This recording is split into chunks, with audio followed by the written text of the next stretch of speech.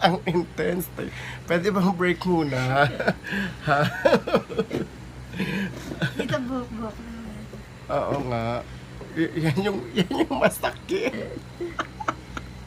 Oh my God, pang matitibay talaga tong adventure na to. Hindi to pwede sa ano, hindi pwedeng pa-sweet. What up mga matitibay? Welcome to another episode of Miss Matibay Adventures! And our adventure for today is another kabaklaan. So it's my first time to have microblading or micro shading. So it's been a dream for 3 years na already siguro.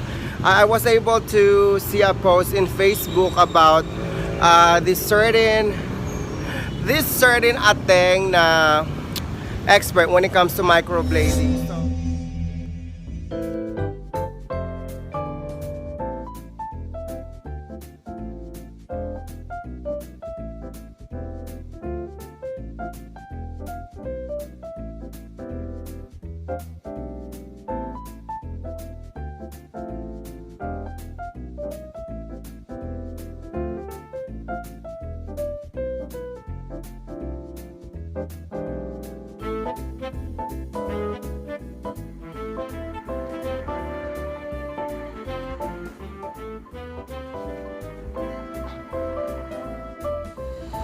hi everyone and hello mga matitibay. I am finally here sa bahay ni Madam G, who is glacial. Tara! In fairness, ang lamig dito. Ang sarap mag-relax. Oo. Parang oo nga. Ayan. Hi guys! Okay, so this is it. This is gonna be my first time to experience microblading, and according to Glacial, this is 6D, right? Yes po. Diba? Pagandahin kita, madam. Oo. Oh my God, I'm so excited na talaga kasi matagal ko na talagang gustong microblading kasi ang hirap yung everyday na bago ka pumasok sa work or pag nasa maligo, wala kasi talaga akong kilay. Oo. So, finally magkakakilay na ako. Yung I woke up like this, ang peg. Okay, so stick around and I'll update you guys. Cheers!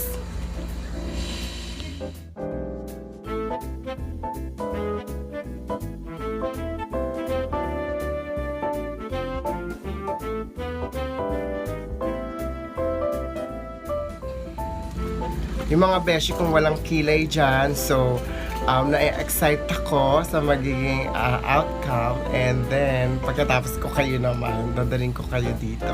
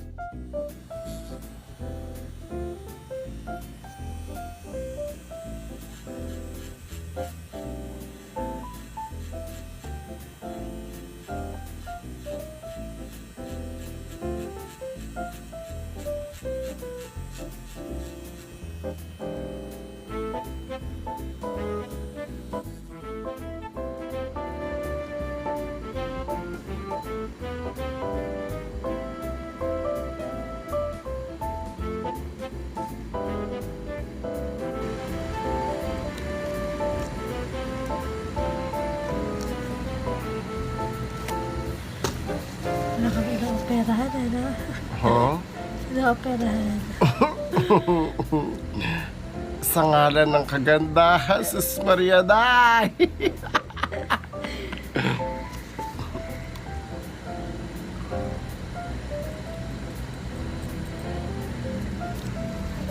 Grabe, yung masakit. Parang hinihiwa.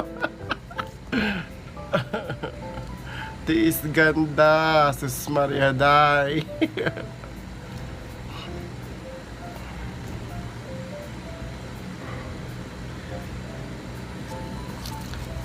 Oh, mga matitibay, are you enjoying your view so far? Are you enjoying watching?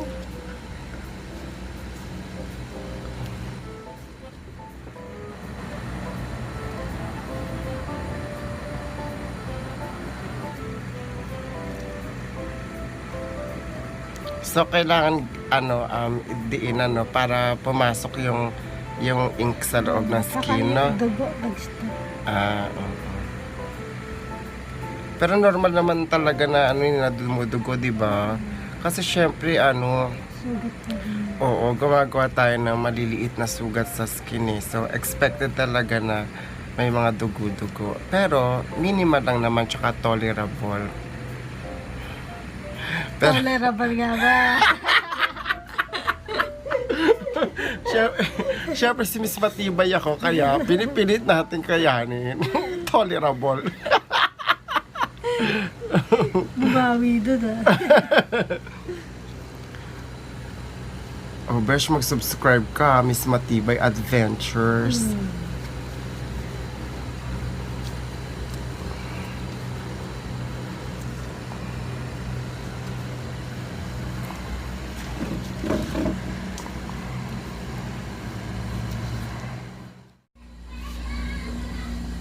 Okay, ito na ang ating final look. Ayan, finally meron na tayong kilay na pang forever. Successful ang operasyon ni Doktora Madam G. Okay, pala, pagka gusto nilang magpa-appointment, so kukontakin ka lang nila sa FB, no? Beauty Enhancement by Madam G po.